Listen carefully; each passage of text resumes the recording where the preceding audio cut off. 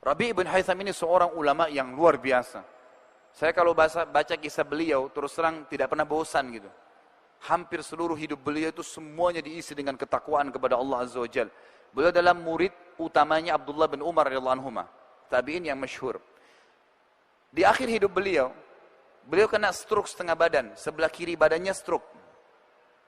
Ada muridnya 2 orang datang ke rumahnya bertamu. Jadi ada 4 kejadian di sini waktu itu. Datanglah muridnya, kemudian muridnya mengucapkan kalimat begini, 2 orang masuk. Wahai imam, kami ingin bertanya, apa yang membentuk pribadi anda, sehingga anda kalau berbicara selalu sesuatu yang bermanfaat. Kalau dia ucapkan kalimat, nasihat, nanya kabar, gitu kan? Atau memang dia berzikir, nggak ada yang lain. Jadi tidak pernah hardik orang, menghina, menggibah, memfitnah, nggak pernah. Selalu lisannya ngucapin sesuatu yang bermanfaat. Kalau bukan zikir, nanya kabarnya orang atau nasihat. Apa yang membentuk anda sampai seperti ini? Lalu kata dia apa? Dia bilang, wahai muridku, apakah sampai sekarang kalian masih ragu ada Tuhan namanya Allah Azza wa Jal, dan Allah telah menitipkan di pundak setiap kita malaikat rakib di kanan yang mencatat amal baik, dan malaikat atid di pundak kiri yang mencatat amal buruk, serta semua kalimat atau perbuatan yang dicatat oleh keduanya akan dibacakan dan dipertanggungjawabkan untuk kita di sana, maksudnya di akhirat. Artinya yang membentuk saya sampai hati-hati begini, nggak sembarangan ngomong, ya itu karena saya tahu ada rakib, atid, dan ada Allah Azza wa Jalla mengontrol, serta saya akan dihisab oleh Tuhan saya pada hari kiamat. Kejadian yang kedua, anaknya Rabi' ibn Haytham keluar dari kamar, dari dapur. Waktu kejadian itu, bawa sebuah piring, jemaah sekalian, piring ini terisi makanan namanya halwa. Halwa ini waktu itu bahannya mahal, buatnya susah. Dibawa keluar oleh anaknya. Kemudian dikatakan, wahai ayahku, ibuku setengah mati membuat makanan ini. Tolong makan. Ada alasannya. Ternyata Rabi' ibn Haytham ini saking tingginya, ya, waraknya. Ya, warak itu tingkat kepekaan dalam masalah ya berhubungan dengan Allah Azza wa Jal. Jadi dia tidak pernah menghardik istrinya, nggak pernah bilang, kenapa kau masak ini, kenapa kau tidak masak ini, tidak pernah bicara seperti itu. Apa yang dihidangkan dimakan, Bismillah, nggak pernah rewel gitu. Sampai istrinya malu dibuatin makanan mahal ini. Udah dikasih, dihidangkan. Lalu Rabi' ibn Haytham memberikan isyarat kepada muridnya, baiklah, karena stroke setengah badan, sebelah kiri, kanan masih bisa diambil. Mau diambil kue tersebut sudah dipotong-potong, muridnya juga mau ambil. Tiba-tiba ada kejadian, ada yang ketuk pintu rumahnya. Dia kasih isyarat anaknya suruh buka pintu itu. Dibuka pintunya. Waktu dibuka, jemaah sekalian, di depan pintu bukan fakir miskin ya, tapi orang gila. Rambutnya berantakan, bajunya kotor, nggak pakai sendal, dan dalam kisah ini dikatakan dalam athar ini dari mulutnya netes air liur yang tidak nyaman untuk dilihat. Lalu dia kasih isyarat dengan tangannya minta makan. Rabi' ibn Haytham tunjuk anaknya, suruh ambil piring tadi halwa itu, bawa ke orang gila sana. Anaknya balik, diambil piringnya, tadi halwa ini sudah dipotong-potong ya. Dia bawa ke orang gila, harapannya anaknya Rabi' ibn Haytham ini diambil 1 potong.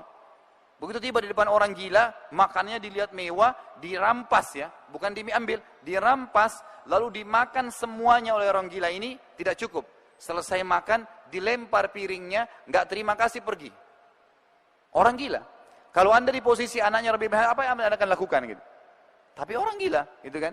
Baik, yang terjadi, ditutup pintu, piring diambil oleh anak Rabi' ibn Haytham, lalu dia kembali ke ayah, lalu dia mengatakan begini. Dan ini juga adab ya, anda sebagai anak biasakan kalau bicara dengan ayah anda atau orang tua anda selalu ikutkan dengan doa. Dia mengatakan, wahai ayahku, semoga Allah senantiasa menjaga anda. Jadi walaupun dia dalam kondisi mangkel, tapi dia tetap bilang begitu. Tadi ya ayah, yang minta-minta depan pintu orang gila. Dia nggak tahu nilainya makanan yang sedang kita kasih. Kalau tadi anda suruh saya ke dapur ambil roti, nasi, apa saja, pasti dia makan. Kenapa harus halwa yang ibu saya buat susah gitu? Bahannya mahal, susah buatnya gitu.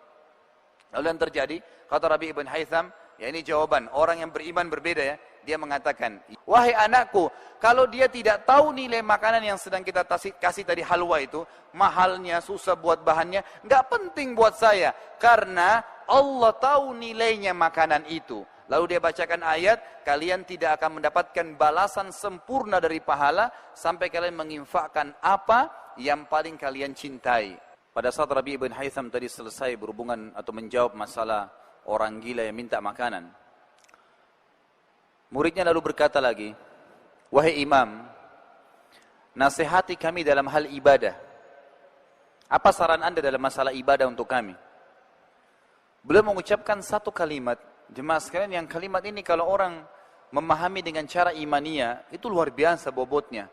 Beliau mengatakan saja, alaikum bil asrar. Apa itu? Rahasiakan amal ibadah kalian. Selesai. Kalimat ini bobotnya luar biasa gitu. Artinya, kalau memang mau terima pahalanya pada hari kiamat, sempurna pahalanya, bisa menjadi penyebab timbangan kita berat, bisa menyebabkan masuk ke dalam surga, maka ikhlaskan niat. Sembunyikan. Kata ulama, salah satu penyebab utama daripada keikhlasan datang adalah merahasiakan ibadah. Para ulama salaf kita, kalau kita dengar kisah para sahabat, para tabi'in, mereka ada yang pergi haji pulang, tidak ada yang tahu kalau dia pergi haji. Pergi umroh, nggak ada yang tahu, pergi pulang. Mereka pergi jihad, pulang dari medan perang 3 bulan kemudian, teman-temannya kira dia baru datang dari perniagaan, padahal dari medan perang. Nggak ada yang tahu. Kita subhanallah, baru ibadah sedikit saja sudah luar biasa, seluruh orang tahu. Bagaimana bisa Allah Azza wa Jalla terima itu? Sementara dalam hadis sahih riwayat Abu Daud dikatakan, Allah tidak akan terima sebuah amal kalau kecuali kalau itu ikhlas dikerjakan. Ikhlas bagaimana disembunyikan, dirahasiakan. Kecuali memang kita harus terang-terangan, kayak sholat berjamaah itu pun kita kontrol gitu kan. Tapi masalah ibadah memang dasarnya disembunyikan. Sholat tahajud, sholat sunnah, sedekah, apa saja ibadah yang lainnya maka dirahasiakan.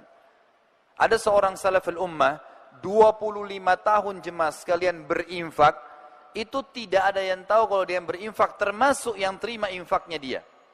Disebutkan dalam beberapa athar yang sahih, bahwasanya ada seorang salaful ummah dari golongan tabi'in dan dari cucu Nabi SAW, dulunya dari keturunan Hasan, itu memang dalam riwayat yang sahih dan memang dia adalah orang yang memahami sunnah Nabinya alaihissalam. Dia menjadikan target, setiap malam dia harus membantu 100 kakak muslim yang miskin di Madinah. Habis sholat tahajud, sebelum ke masjid sholat subuh dibungkus gandum sekilo-sekilo. Sampai 100 kilo ditaruh di karung besar, lalu dipikul, naik kuda.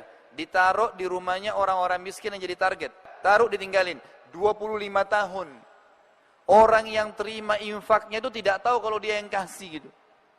Saking jaga keikhlasannya luar biasa. Kapan ketahuan? Pada saat dia mati. Waktu dia meninggal dunia, gitu kan? Baru ketahuan karena bantuan itu berhenti pada saat dia meninggal dan pada saat jenazahnya dimandikan di pundak sebelah kanannya ada bekas warna hitam karena sering pikul barang berat. Orang lain lagi di antara salaful ummah ada yang puasa Senin Kamis. Bukan nggak boleh sampaikan ke istri ya, tapi dia ini pribadi dia berijtihad. Dia puasa Senin Kamis dari awal nikah sampai 20 tahun, istrinya nggak tahu kalau dia puasa Senin Kamis. Bagaimana ceritanya? Dia punya toko di tengah pasar Baghdad, setiap pagi disiapin sarapan sama istrinya. Kalau tiba hari Senin Kamis, sudah disiapin, dia nggak bilang, maaf saya puasa enggak. Bungkusin buat saya bawa ke toko. Dibawa pada waktu makan siang dikasih fakir miskin. Dia pulang rumahnya setelah sholat maghrib. 20 tahun dia puasa Senin Kamis, istrinya nggak tahu gitu. Itu bagaimana mereka pekahnya menjaga amal ibadah gitu. Bagaimana dengan kita subhanallah yang baru 2 tahun puasa Senin Kamis. Mungkin baru infak ke yayasan 1 juta. Sudah seluruh dunia tahu infak itu. Maka nasihat Rabi bin Haitham luar biasa, beliau mengatakan, alaikum bil asrar. Rahasiakan amal solehmu. Selesai. Lalu kejadian yang keempat jemaah sekalian. Waktu itu pas azan duhur. Orang ini stroke setengah badan. Dia kasih isyarat anaknya, suruh nopang badannya yang stroke sebelah kiri itu. Datang anaknya ditopang. Muridnya bilang, waktu saya lihat dia ditopang, dia kasih isyarat anaknya minta diantar masjid, sholat berjamaah. Stroke setengah badan nih. Muridnya bilang, saya datang ke sisi kanannya, menopang tangan kanannya. Lalu saya bisikin kalimat, saya bilang, wahai imam. Muridnya bilang kepada gurunya, wahai imam, Anda punya uzur secara syar'i. Boleh sholat di rumah. Udah stroke, silakan sholat di rumah gitu. Apa jawaban dia? Dengan tegas dan jelas. Wahai muridku, aku mendengar muadzin mengucapkan kalimat hayya 'alas shalah, ayo salat, hayya 'alal falah, ayo menuju kepada kemenangan, lalu aku salat di rumahku, demi Allah aku akan datangi panggilan Allah itu walaupun harus merangkak. Bayangkan itu orang yang mengenal Allah Azza wa Jalla, tahu ada Tuhannya, enggak bakal pernah ketinggalan walaupun satu kesempatan untuk ibadah.